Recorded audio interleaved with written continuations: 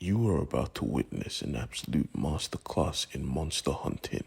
A grandmother and her grandchild take down the mother of monsters and her beastly son. Welcome back to my YouTube channel, and this is Once and Future, the story about stories. Now let's get into it. We begin our story at King Arthur's castle. Screams could be heard from the hallway. This is because Galahad is getting his legs reattached in an absolutely gruesome way. But the thing is, they're not just fixing his legs, they're improving them. But more on that later. Right now, Granny is about to die at the hand of the Grindel, who had single-handedly decimated a police force sent to stop him.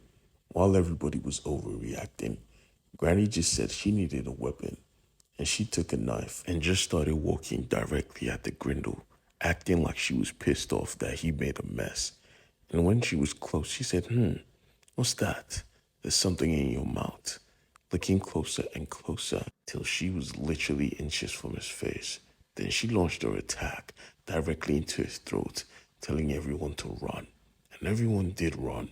And at that moment, we see Duncan and the taxi driver pull up. Duncan commanded him to ram that thing, and he did, without stopping. But the Grindel was just way too powerful. This ain't no Beowulf. He just flipped the car, and Granny was pissed off because she thought he hurt her grandson. But her grandson is safe.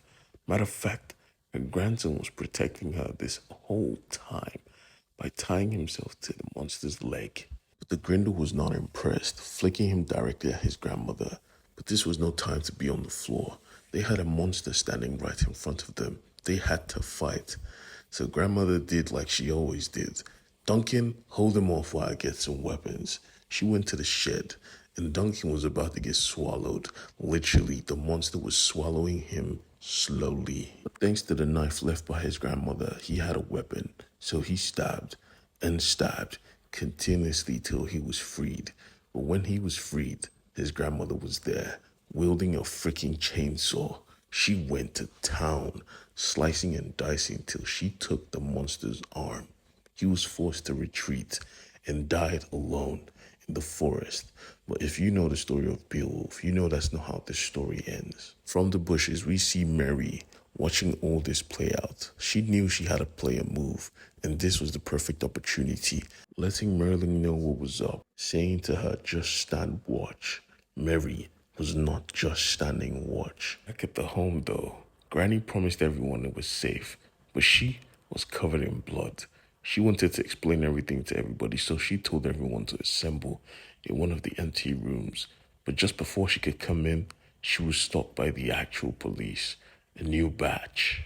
And what they saw were mounting of corpses of friends they knew, and a granny wielding a freaking chainsaw, covered head to toe in blood. Instantly, they arrested her and Duncan.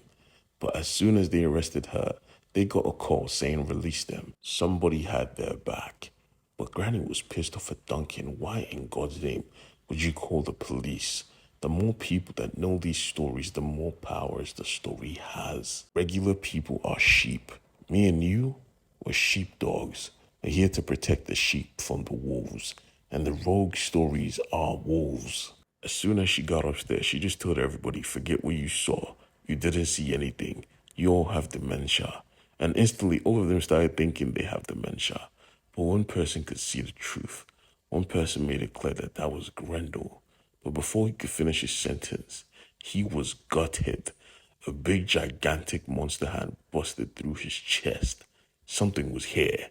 Something wanted blood. And we see that something is the mother of monsters.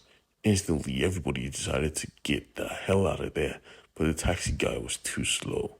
The mother of monsters pounced on him and took away his hands. Duncan couldn't see this happen, so he launched his own attack, which had no damage. The monster was still chasing all of them.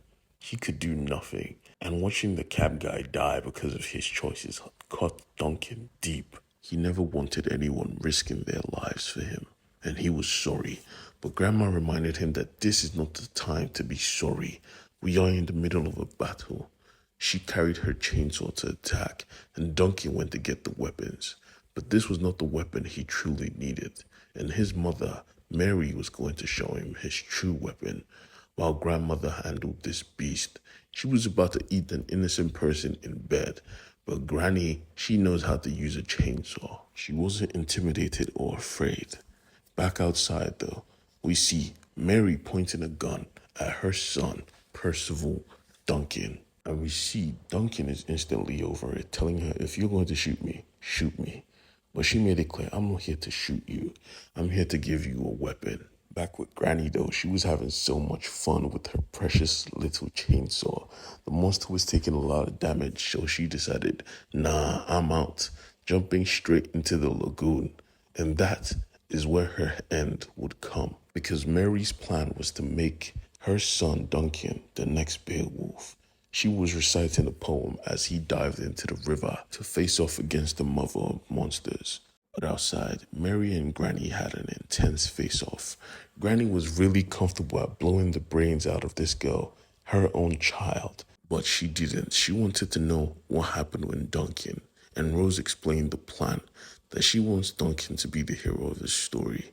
And he was, because while he was fighting in the ocean, he was really holding his own. That shouldn't be possible. Granny was even motivating him on the sidelines.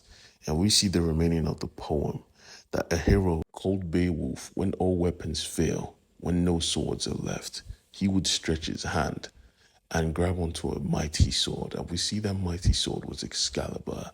With one grip, strength returned, and he took the head of the mother of monsters with one swing. Mary's plan was successful, but now it's time for her to die. And just before Granny could pull the trigger, Mr. Big Head came through and saved his mother's life again, which is weird because she never cared about him, not even in the slightest. But the plan was a success, and now Duncan had a destiny because the death of Beowulf was already foretold.